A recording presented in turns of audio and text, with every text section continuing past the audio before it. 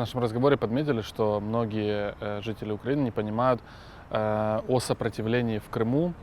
Есть определенные телеграм-каналы, которые не только на явное сопротивление и какую-то там деятельность могут отреагировать обысками, и административными арестами и посадками, но и на прослушивание музыки, постах и так далее.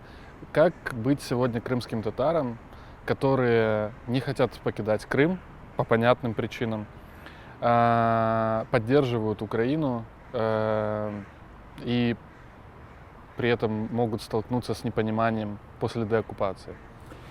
Я сразу поправлю, не только крымским татарам. В Крыму много граждан Украины разных национальностей, которые принципиально живут в Крыму, не хотят уезжать, любят и ждут свое государство назад.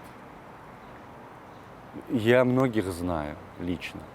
Крымские татары в силу работы Меджлиса крымско-татарского народа, в силу своего определенного статуса, да, своей истории, скажем так, просто звучат громче, скажем так, потому что Крым и крымские татары – это некая взаимосвязь. Но на самом деле наши граждане разных национальностей, абсолютно аналогичное поведение.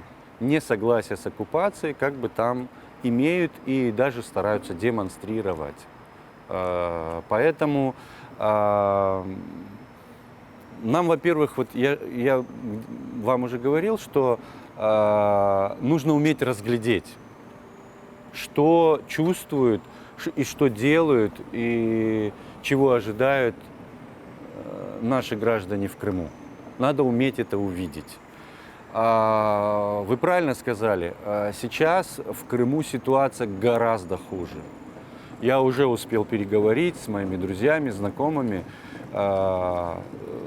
Когда я еще был на свободе, немножко было мягче. С началом войны ситуация настолько просто, какая-то абсурдно чудовищная.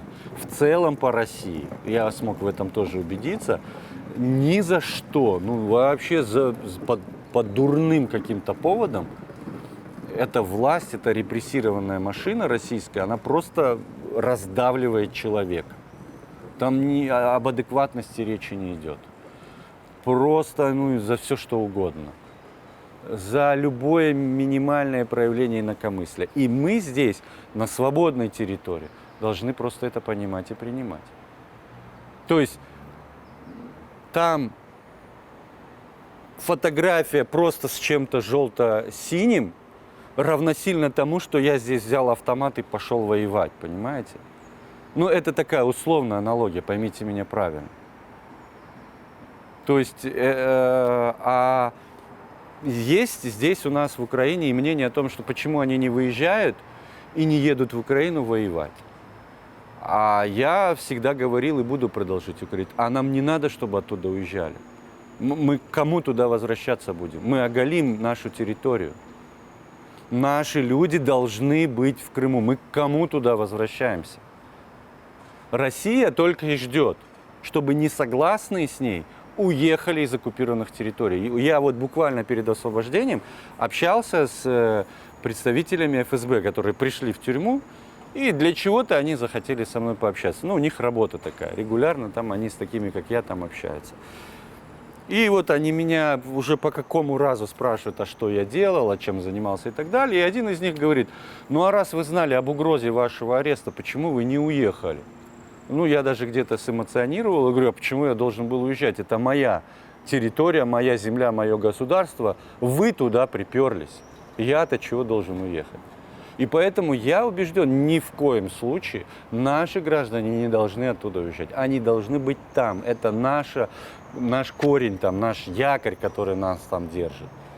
И вместо того, чтобы их обвинять, мы должны дарить им надежду, мы должны их поддержать.